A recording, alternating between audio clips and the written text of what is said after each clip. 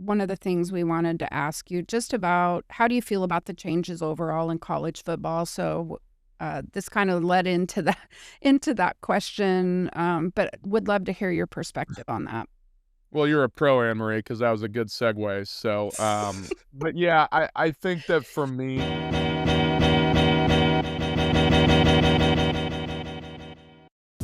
Hello, everyone, and welcome back to the Ask Anthem podcast, where we cover topics ranging from tax strategies to name, image, and likeness, or better known as NIL. Today, we have not one but two very special guests, one being our very own Chief Operations Officer here at Anthem, Anne Marie Dufault, and the other being Defensive Line Coach and Recruiting Coordinator at Sierra College in Northern California, Bill Musgrave. So to start off, I want to talk a little bit about why we want to cover this topic, why we want to talk about NIL and bring some more, shed some more light onto it. And I'm going to let Anne Marie kind of talk about why we got into this topic initially.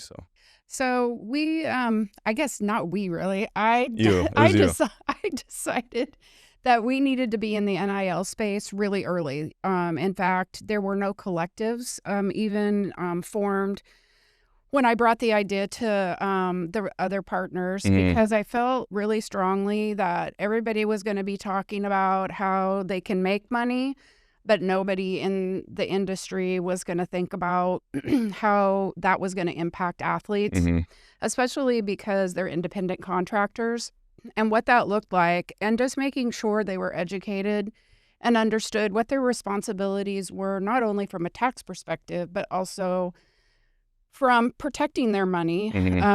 Everybody's heard the horror stories over the years with professional athletes. And I just felt like these college athletes were really vulnerable. For sure. And now high school athletes are getting NIL money. So it's a vulnerable group, and just felt really passionate about being able to bring education, compliance work, and all of that to the table for athletes.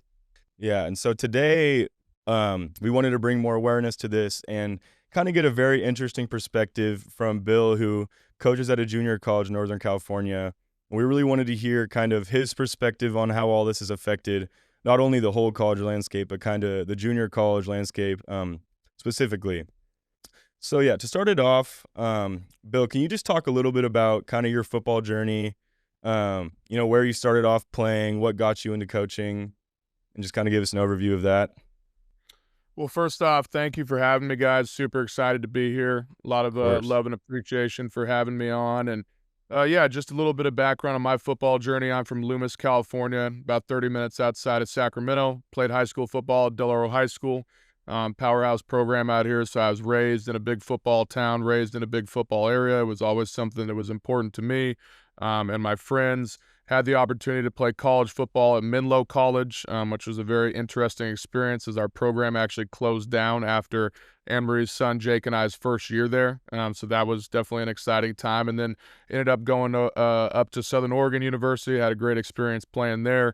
Became friends with a lot of guys who are now in the coaching world, and got into the coaching world myself. And it kind of started out as I wanted to be around the game still, just very not serious, just kind of have fun. I was coaching JV football in Dallas High School in Dallas, Oregon, and now we're here. So I really fell in love with it and had a chance to give back and get back to the game, be around young men. So very thankful for that opportunity. That's awesome. So more specifically, I kind of want to know a little bit so you got into coaching at the high school level. How did you go from there to ending up at the junior college level?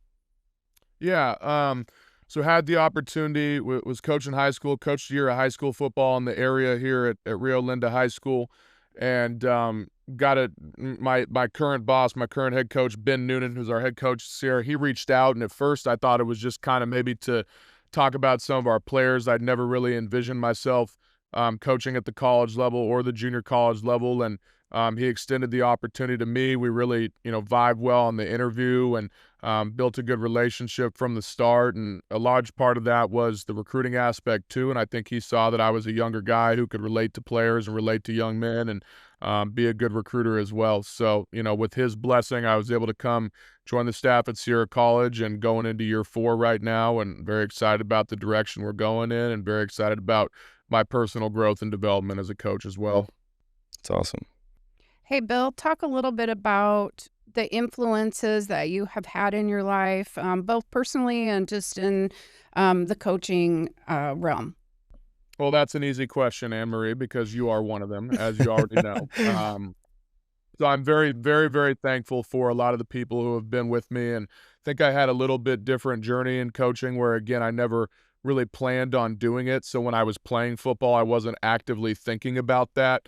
Kind of getting myself prepared, it really came randomly. But Anne-Marie's husband, Scott, working for him for 3 years, obviously a huge influence on my life, both personally and professionally. Josh Van Loo, who's now the current head coach at South Salem High School, as well. I mean, him and I coached JV basketball together. We were like a 2-18 JV basketball team, but we had fun, and he taught me a lot of things through that process. So those are two big influences in my life. Coached at E-Force football as well, did the 7-on-7 thing. So Alex Brink, Ryan DePaulo were pretty big influences on me too. And yeah, that's just to name a few. And then obviously my guys now, Coach Noonan, my defensive coordinator, Aiden Campion, Vince Maley, who played at Washington State, played in the NFL, was a big influence on me as well too when he coached at Sierra. So there's a lot to name. That's very interesting because I actually played for E-Force football when I was growing up. Really? So I know DePaulo and Brink very well. I didn't know that you coached with them. That's funny. Yeah, Kieran McDonough as well too. I still see him. Saw him a couple months ago. He was down recruiting a camp. I was there. So those are kind of the best moments, as a coach. That's awesome. And he's at Portland State now, right? Portland State, right. He's actually going to have a little role, I know, calling some plays on the offense. That's awesome. He's getting there a little bit. Yeah. That's good to hear. In another small world, Gavin played at Oregon State, knows Coach Coop, and he did a podcast with him a couple weeks ago. So very cool. There's so many connections within the football world. It's really cool. Yeah, 100%, 100%. Well, thanks for the shout out, Bill. I didn't mean to tee that up for that reason. I knew that was coming. True. It's true. So one of the things that I've just been really interested in, and my passion for football in particular, Bill, just how much the changes in college football, and with the portal, which I think is impacting the number of high school kids who go to a Division I school right out of high school. How do you see all of that affecting junior college football? Yeah, that's a great question, Anne-Marie, and I get that a lot. I think it's something that not a lot of people outside of those who are actually really involved in the junior college football space understand. So typically the way that when we talk to coaches, especially at the Division I level, there's kind of an order of progression. Traditionally, what I have heard, right, is that number one is obviously going to be transfer portal guys. That's going to be the guys they look at first. Then it depends on kind of the individual philosophy of the team. Some teams may value JUCO players. A lot of teams still value a young high school player over a JUCO player because they feel that they can have that time to get that guy to develop and hopefully keep him in the program. So I think that the problem that we run into a lot is if you're taking a 19-year-old young man who's played at a junior college, right, there's just a lot more trust in guys who have played at the D1 level, even if they didn't play very much, that they have a better understanding of how the four-year world works, that they maybe have a better understanding of how to fit into the program. So for our guys a lot, we'll have guys who are told from Division I coaches, hey, we really like you, we really like your film, but we got to wait on a few portal guys first. And then in turn, it's also not just waiting on portal guys to come in, it's waiting on other guys to portal out. So in spring ball, it might be March, April, some of our guys are being told, hey, you may have an opportunity with us. We need to see if we cut anyone or if we lose anyone in the portal. So I think that it does kind of put our guys on the back burner a little bit, where it's not necessarily that they maybe won't get the opportunity, but I don't think it's as consistent. I think there's a lot more of a waiting game and a lot more maybes than there used to be, where it used to be if you were a top JUCO guy, you could get in to have multiple opportunities pretty easily. And it was a little bit more of a hotbed. I think that has kind of been lost since the portal opened for sure. That's really interesting because I viewed it totally different, interestingly enough. So yeah, your comments I think are really interesting there. I wouldn't have thought about it that way. Do you see yourselves getting more high school players than you or is it easier to recruit high school players today? It's still pretty fresh, because some of these rules have come about in these last couple years. But for us, I think that is a big part of our selling point, right? Is that if you're a guy who maybe in the past would have had a walk-on opportunity before they cut the roster down to 105, or maybe you're a guy who's got 3 Division II offers, right? But you're not getting that D1 offer because, again, the roster is smaller. There is the portal out there, right? That's when we're really pushing to dudes that we can keep that dream alive of going Division I, and we can get you on the field. That's the biggest selling point that we can tell guys is you will get better. We trust our process. You will get better and develop more actually playing football at a high, the pretty high level of competition, which we have here in Northern California JUCO football. So yeah, it really can kind of depend on the philosophy as well. But yeah, I would say that's, it's different now where guys are it's just a little bit different process with that stuff. Yeah. One thing I'm curious about is, because I know in the last year or two, they made that rule where JUCO eligibility did they take it all away? Did they say pretty much JUCO years don't count towards your 4-year eligibility? Yeah, Gavin, that's a great question, man. And so I was getting that question about a year ago when it first came onto the news, and we were kind of like, guys, we don't even totally know. So what it is right now is that if last year, so the 2024 season was your last year of eligibility, and you played at the junior college level, you got 1 year back. So our quarterback in 2022 played at Eastern Washington at 23 and 24, used his last 2 years eligibility. He was given another opportunity to play this year. He's now at Montana, and actually should have a pretty good year, Michael Wortham. So shout out to Money Mike. But shout out. yeah, so that is one that we're really curious about. Like, will guys get more than 1 year back? And we think that helps us and can be a counter a little bit. Yeah, exactly. That's kind of what I was thinking when you brought up the selling points. The other thing I think is going to be interesting as things unfold, and Trump came out with his NIL thing the other, last week, I think it was, in or the the last week before. or so. But part of that is a one-time transfer, and that's it. So, because I think the continually transferring also does impact, the ability for a junior college or a high school player to get an opportunity on a roster, because people can just keep kind of moving and filling. And so a one-time portal transfer, I just think would be interesting. Yeah, I agree with that. And we kind of joke at this level that we're the original transfer portal because it is very year to year. You can up until about, like, I think this week was when we signed our official, like, you're locked in, can't go anywhere else. From December to, late July, you can literally just go wherever you want at the JUCO level. So there is a lot of turnover with that stuff, and that's what makes it interesting a lot. But I think that a one-time transfer would make sense. And I mean, I've had guys, one thing I do see a little bit is a guy who's maybe gone to 2 Division I schools. It's not worked out at both. We had a player like that. He played at Charlotte. He played at Jacksonville State.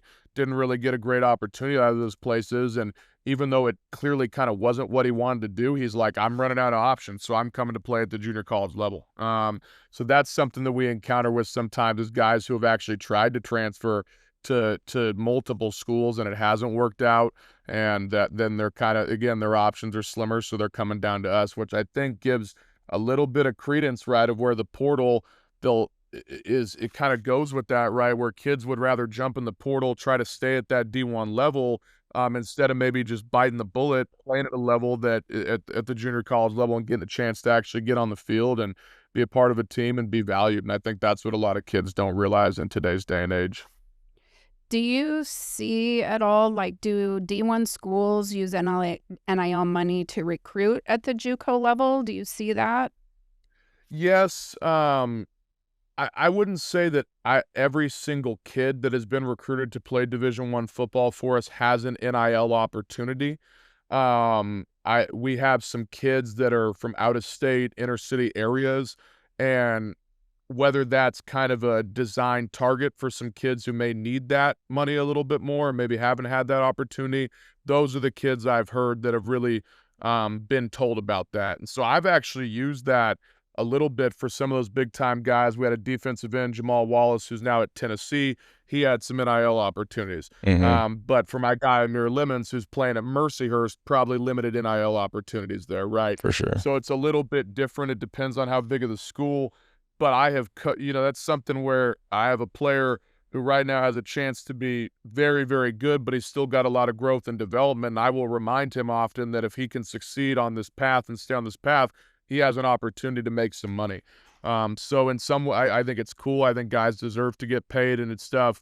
But again, it's the haves and have-nots where, like I said, if you're going to a smaller level FCS Division I program, it's still Division I. We're still super excited, but you're probably not going to get a big NIL compensation. But if you have a chance to play at the FBS level and potentially even in now the Power 4, right, that NIL money is going to be on the table one way or another. So we try to be aware of those things and help our guys out. But, sometimes it's there. You got to put some trust into that coaching staff that they're going to take care of guys. And that's all kind of just part of the professionalism of trying to get our guys recruited, but also make sure they're going to the right place as well, too.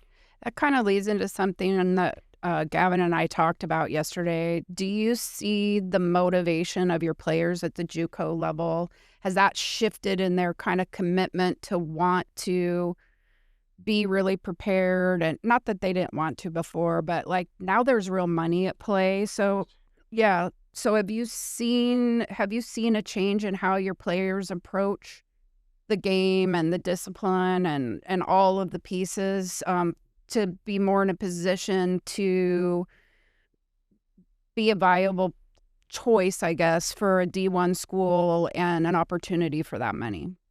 Right. And that's a great question, Anne-Marie. And I kind of see it on both sides, where the guys who maybe do have that opportunity, absolutely, that's a motivating factor for them, especially if they're maybe from a lower income or lower socioeconomic family, right, where that money could really help them, money that their family potentially hasn't had. Just kind of, I always say at Sierra College, I love our diversity. We have guys from all races, colors, creeds, socioeconomic backgrounds. So for some kids, they may not feel that need. They may have a little more family support, but it's still obviously a bonus. But for some of those kids, those are the kids that when you think about why do you coach junior college football, it's to get that kid who maybe comes from a rough situation at home, but now has a chance to change his life positively. Now, on the flip side of that, though, I've seen some negativity where I think the D1 or bust level and mentality is higher than it even used to be for our guys. So we fight that battle where we have good players who absolutely could go play Division II football or NAIA football or Division III football, right, and dominate. And as someone who played NAIA football at Southern Oregon, right, I love that level. I have a passion for that level. I think that there's great football at the smaller levels.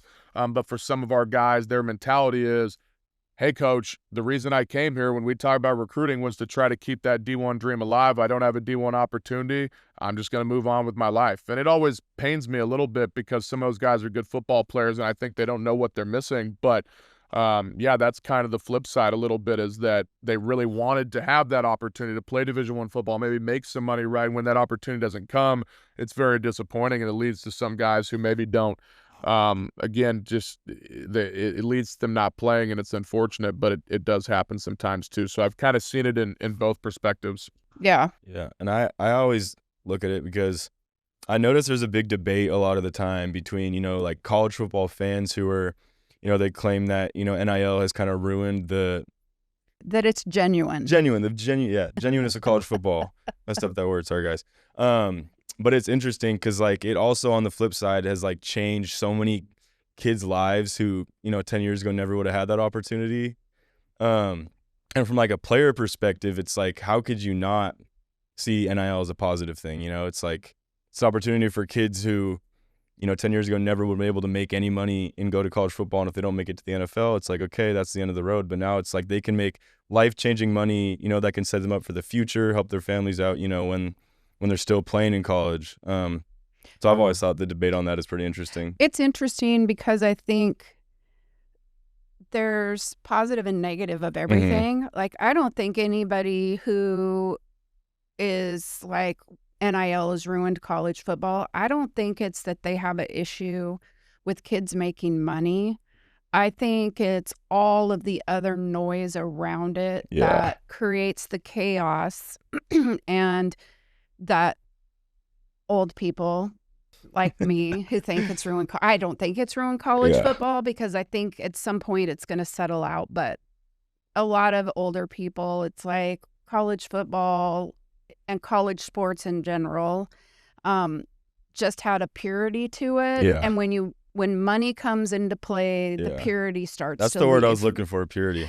And so I think that's more the issue. But, you know, it's everything going on in college sports right now is very disruptive. And honestly, and Bill, just because you're a total sports guy as well, and I'm a sports guy girl, I just think like college football is one beast in this, but the impact on a lot of the non-revenue sports, on Olympic sports, they're all being impacted in maybe not as positive a way. And I haven't read the article yet, but the athletic director at Wyoming came out, and I think it came out yesterday, and was just talking about, and we're getting off the JUCO thing, but just talking about how they are going to revenue share and like why they have to, and to try to just save athletics at their school, period. And so, you know, if they lose a track program, if they lose whatever, those are opportunities for football or basketball folks to have that opportunity in college. So I think it's just an interesting time, and how it's going to all play out, you know, who knows, but.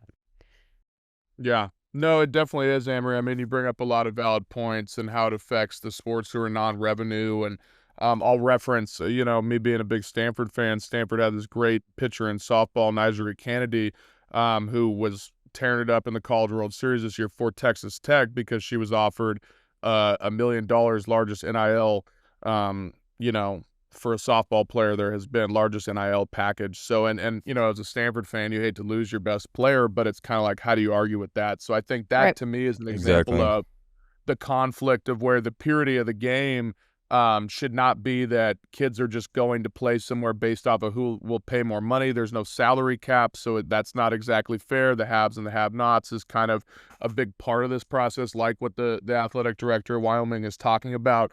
But then the flip side, it's hard to blame a kid for taking that opportunity to help their 100%. Family. So it's definitely a challenging landscape to navigate, I think. And I'm glad you brought up too, because it's in other sports as well too, and you're seeing. I mean, there's talk about, when I listen to college football previously, there's talk about a lot of teams, like some of those Texas teams, like a Texas Tech that has been pretty average for a while, but now has some NIL money and they have some oil money, and so they've been able to go out and get a pretty good squad. And I think you see that's the comparison I'll kind of make back to JUCO, is you can see some quick changes with a roster overhaul where you could get a team who was we played 10 games in JUCO, so I'll say 4-6, and next year they might be an 8-2 or a 7-3 type team, just because they're able to have some of that roster overhaul. And you've seen that at the Division I level as well too. That we've kind of talked about it, but one of the things we wanted to ask you just about, how do you feel about the changes overall in college football? So this kind of led into that question, but would love to hear your perspective on that. Well, you're a pro, Anne-Marie, because that was a good segue. So, but yeah, I think that for me, again, it's such a complex issue. It's hard to have a concrete black or white stance on it. Totally agree that guys should be paid and compensated for their opportunities. Do not believe that the pay and compensation should be the number one thing in the sport. Again, I think a salary cap would make a lot of sense. It may not be, maybe the group of 5 has a different salary cap. Maybe the Power 4 has a different salary cap. Maybe FBS does. But I think there's some purpose in there of finding a salary cap so that you don't get examples of guys simply just leaving programs where they're happy, where they're a contributor, uprooting their whole life just to go somewhere for money. And again, we don't have a lot of information on, is that money guaranteed? What happens if you get hurt? Who is actually paying that money? Those are the things that I think need to be cleared up. And if those were cleared up, then we'd be in a position where we'd be happy with kids getting compensated as they deserve, but without some of the back and forth and the negativity and the under the table type stuff. And there's a counter argument to that says, well, this has always been going on, and there's truth to that, but at the same time, it doesn't mean we should let it continue to go on with limited rules. And I think getting some rules in place would help make life easier for everybody. I mean, you hear these coaches. Scott Frost was just talking about it a couple weeks ago, and how recruiting is not the most important thing now. It's retaining your players and trying to keep them there. And I just know, like, when we lose a kid, and we don't have a lot of kids transfer, but we had a kid quit to go start working and start his business last week, and that, I mean, it's tough. You feel it's kind of painful, and I know it's tough for those D1 coaches when guys leave. And again, the example of being these kids come, and you read those transfer portal posts, and very rarely do they have anything negative to say about the program they're at. They say thank you for this opportunity, and who knows the ins and outs. But again, I think that's pretty challenging to think of a D1 coach's perspective, where you're like, damn, dude, I coach at Wyoming, and you're a great player, and you've played 2 years with me, and I've recruited you since you were 17, and now you're 20, and I've built a relationship, and you have the whole life here, but you're just heading out the door to take a bigger and better opportunity. But again, who can blame that kid for doing that? And so I think that's really the challenge, is just trying to decipher and kind of weed through what really is important and good, which I think is guys getting paid, but also making sure that it doesn't become, I think, the exorbitant recruiting, end-all be-all recruiting tool that it has become now. I think too, just how critical culture becomes in a program and in the sport, that I always feel, I was thinking that I always felt like in football, and I don't know why. I mean, I'm biased. My kids played lots of sports, and my daughter, competed at the Division I level in track and field. And so, I mean, I've always been around athletics, but there's something about football and that camaraderie and the team, and people underestimate the continuity and that all kind of of stuff. and how critical culture is. And I just don't even know how a coach and a coaching staff balances, and this is kind of to the Maryland deal that you just did, but how they balance kids who aren't getting paid, kids who are getting paid and keeping them focused, kids who are getting paid that aren't producing on the field, and somebody who's producing that's not getting paid.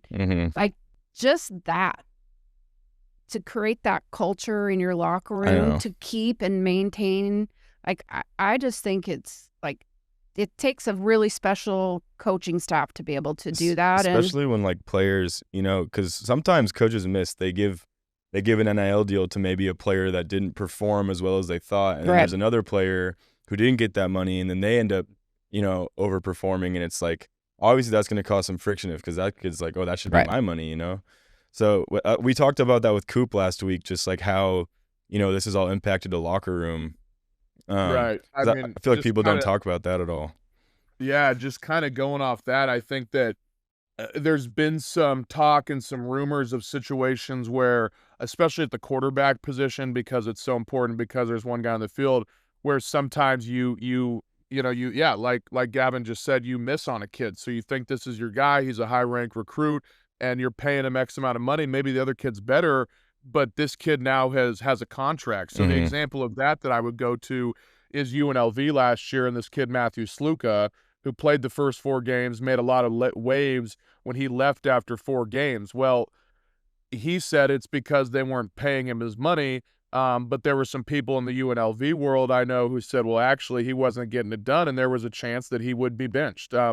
Whatever is true there or not, that's part of the problem with NIL. We don't always know what's true and what's not, but I thought that was a very interesting example of that, right? Where maybe he was not the best guy, but he played those first 4 games because they promised him NIL money, and they're paying him whatever they're paying him, right? But it turns out he's not the guy for whatever reason. So I think that's a very interesting example of just trying to navigate that stuff and make the locker room work well. And, again, on one hand, you could say that kid is quit on his team and he didn't do the right thing. But on the other hand, you could argue and say, well, he wasn't getting the right opportunity for himself, and he could move and go somewhere else where he could have a better opportunity for him and his family. So again, it's a tough it's really tough to navigate just how to feel about some of those things. And I think it's important not to be too harsh on kids, but also not to just kind of let guys do whatever. And I mean, they're still young men, and I know some of my guys I coach, it would be challenging for them to make these types of decisions without having good guidance. And like Anne Marie has talked about, right, we don't know who has good guidance and who doesn't.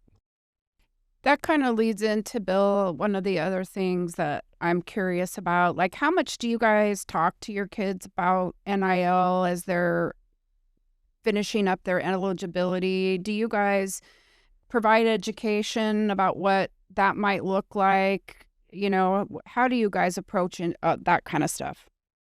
It's a little more on an individual basis with our guys who are legitimately going to have those opportunities. Because, again, not everyone will at our level, right? Some of our guys will not play 4-year football. Some of our guys will not play Division I football. But for those guys who have those D1 opportunities, we absolutely try to ask, like, okay, what are in general, we want to know what they're being told by coaches regardless. But with NIL, we now want to know, is that on the table? What are they offering you? What are they not? Because it's similar to, not similar necessarily to a scholarship, but in the sense of the offer you're getting financially can tell you how much they value you as a player. Right. And so we want our guys to not just go somewhere for the money, but we want them to go somewhere where they're valued as a player. So that's our biggest thing that we talk to our kids about is, in general, we want them to go somewhere where they're valued and they're going to be taken care of. And sometimes that NIL money can be a hint, good or bad, to where, hey, if they're super dialed in with that and they're offering you a good package, and that says they probably value you pretty well, and you're going to have an opportunity to compete there and get on the field and be taken care of. But on the flip side, if they're maybe not offering that, then that kind of could be an indicator of, hey, maybe I'm not super high on their board of where I'm going to fit in. So, again, there's even been some talk about, could NIL be allowed at the junior college level, which is I have no idea how that would even work, right? But there's been talk about it, and because traditionally we follow the rules of Division I football, we do not have that. But again, there has been some talk about it, so it's a very interesting thing. I don't think that would happen, but it has been talked about. So, but there's actually in the rule book, there is a rule that says we cannot accept NIL payments. So they do address it. It's not like they just leave it on its own. Well, and now with revenue sharing, a lot of these kids that play at the junior college level will go to a program, whether they're getting NIL money or not, but they're going to get revenue share money. Correct. More than likely if they're at a D1 school. Yeah. Correct. One thing I was kind of interested about to ask you is, because you went and played NAIA level, and now that you're coaching at a JUCO level, I kind of want to hear, like, from your perspective, if you were going through recruiting, would you look at going to maybe a D2, D3 NAIA school as more of a viable option for, reaching the D1 level, or do you think JUCO would be a better route to be able to, reach that goal? Great question, dude. I mean, that's an awesome question because I deal with that a little bit now. So obviously I'm a little biased being a junior college coach, and I believe in what we're doing. But the biggest thing for me is just that at the junior college level, recruiters are going to come to your school to actively recruit you, to visit with you, to watch practice, to get our prospect list.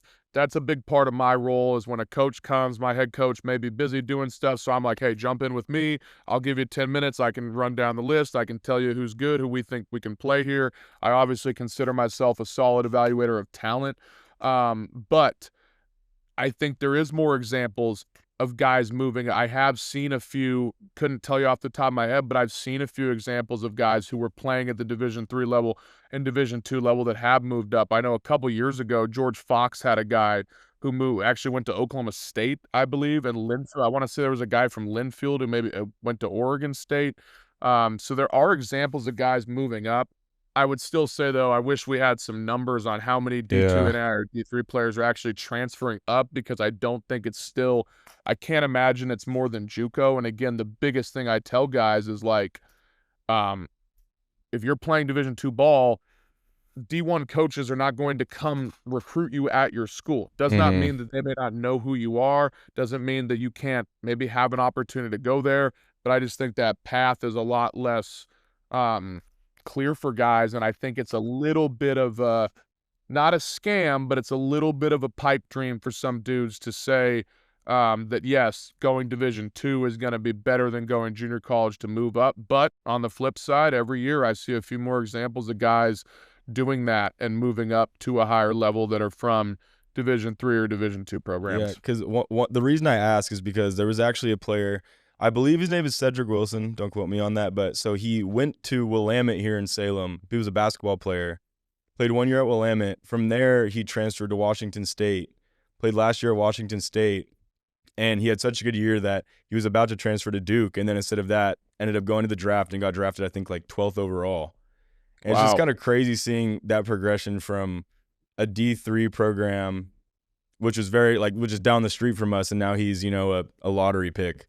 So it's kind of just interesting to hear your perspective on that. But yeah, I think we were talking about the fact that kind of the University of Idaho's and the Montana, that level of school, I do think that there's more kids that are jumping in the portal from that level and getting D1 not D1 though. Is it AA? Is that what FCS. That's the old FCS. That's the old. See, I'm old, so that's what my term was. One AA is much easier to remember. Yeah. It makes way more sense. Okay. So I'm that type of guy. But just kind of seeing those kids move up. I know University of Idaho had 7 or 8 kids that moved up to a Division I program just off their roster last year. Yeah, and they did. I think that's a little bit more viable where guys who are at that FCS level can move up to that FBS level. They're still under the Division I umbrella, right? Yeah. I think that is a benefit for guys. I think that D1 coaches at the FBS level are more trusting of the FCS level competitively. But it's very interesting. I'll give one example here, and then I do got to run. Yep. But, Zach Wustig, Yep. and I asked Kieran, I said, what happened there? Is that not a bit of a lateral move? Maybe Idaho's been a little bit better, but same conference, he's actually going to leave his home state where he's close to people. What's the deal there? And according to Kieran, they could pay him money. They paid him NIL money. That he had an opportunity to go to Idaho. So that's just one example of a kid who is a hell of a football player, started as a true freshman at Portland State, and I know that had to pain. That kind of goes back to just, the challenges of coaching in this era, right? As you're losing a good player who's from not even an hour down the road because he can get paid more. So, but yeah, I'll kind of wrap up just my part here because, like I said, I do got to run. But huge thanks to both you guys. This was awesome, and I wish I had a little longer to talk and I could do this stuff all day. So, huge thanks to you guys. Hope I provided some insight. And that was awesome. Thank you so much for coming on today. We appreciate it a lot. We'll do it again. Yeah, cool. We'll touch base at some point in the future. Please do. But yeah, thank you everyone so much for tuning into this episode. Please follow our social medias that are going to be linked below so you don't miss out on other very informational videos just like this one. And we'll see you next time. Thanks for watching.